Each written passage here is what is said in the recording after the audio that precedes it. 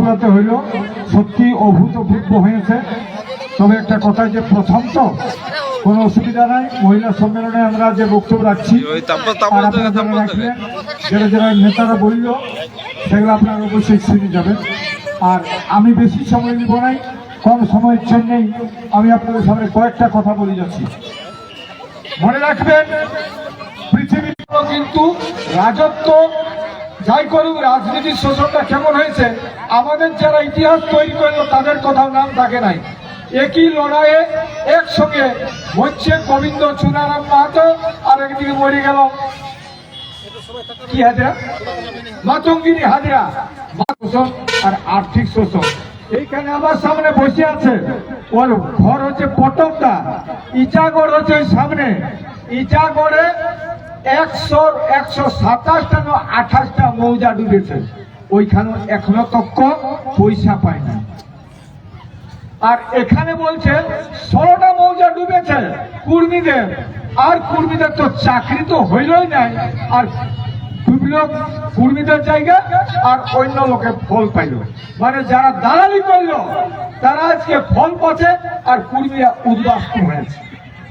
এইরকম ভাবে সারা ছোটনাগপুর এলাকায় সংগঠন আছে, সবাইকে নিমন্ত্রণ করব আর সবাইকে যথেষ্ট সম্মান দিয়ে ওখানে ডাকা হবে, সবাইকে ওখানে ডাকা হবে।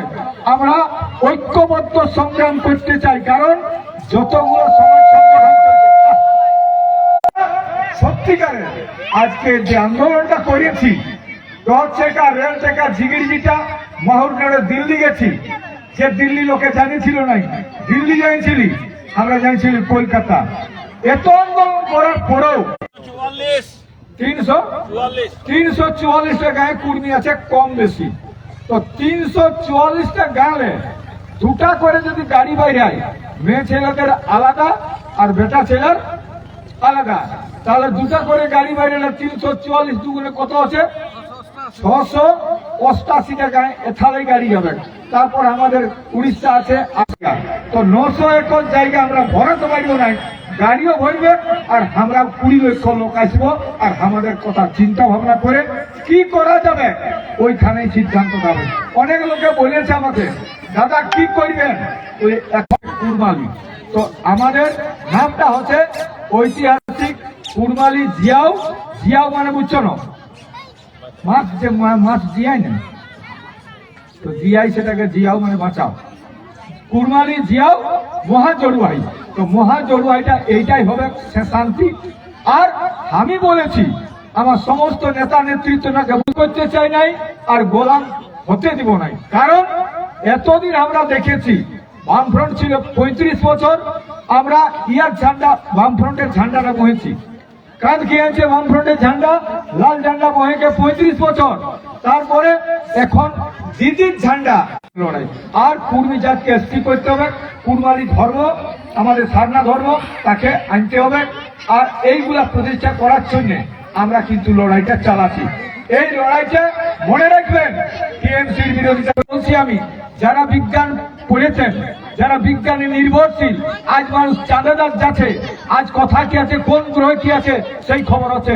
কিন্তু অত্যন্ত দুঃখের বিষয়, আজকে মোদী সাহেব যিনি প্রধানমন্ত্রী, আগামী কবে ওঠে ডিসেম্বরে মূর্তি 22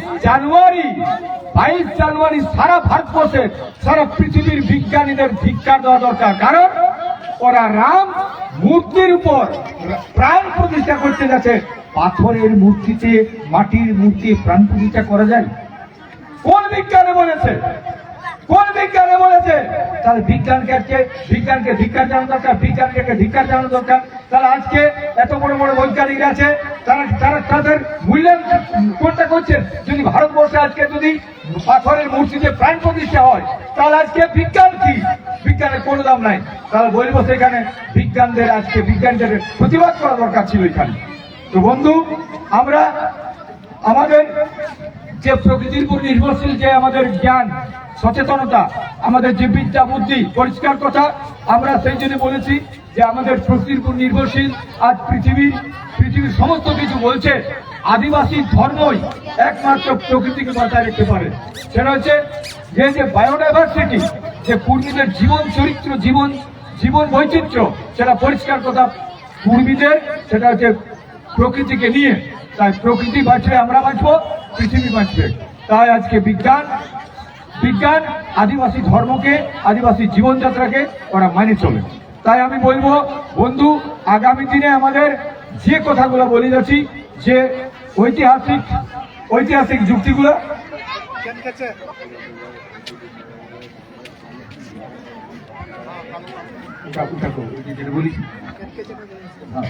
একটা কথা আছে আমাদের যে বক্তব্যটা আছে এর মাঝে, সেটা একটা মনে রাখবেন আপনারা। আমাদের যে কুরবানি যে প্রোগ্রামটা চলছে, এইটার জন্য আমি একটা কথা বলেছি যে কি কোন বিরুদ্ধে। একটা হচ্ছে রাজনীতি, আমরা করি নাই রাজনীতি মুক্ত সমাজ, ব্রাহ্মণ্যবাদ মুক্ত সমাজ, আর বন প্রথা মুক্ত সমাজ, আর মদ মুক্ত সমাজ।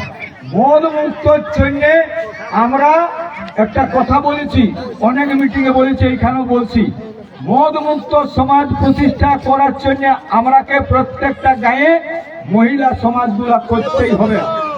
মহিলা সমাজটাকে গঠন করার জন্য আপনারা প্রত্যেক গায়ে গায়ে বডি তৈরি করুন, কমিটি তৈরি করুন।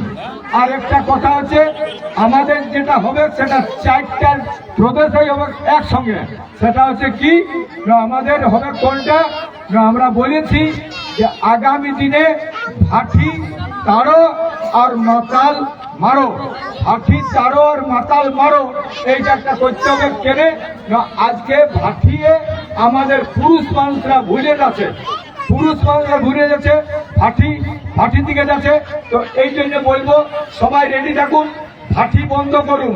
ভাটি বন্ধ হবে তো, ভাটি বন্ধ করার জন্য তৈরি থাকুন। সেই জন্য বলা হচ্ছে যে ভাটির তারা আর মাতাল মারা, এইটাকে না করলে আমাদের লোক কিন্তু ওইদিকে ভুলে যাচ্ছে। এই জন্য আগামী দিনে প্রত্যেকটা গায়ে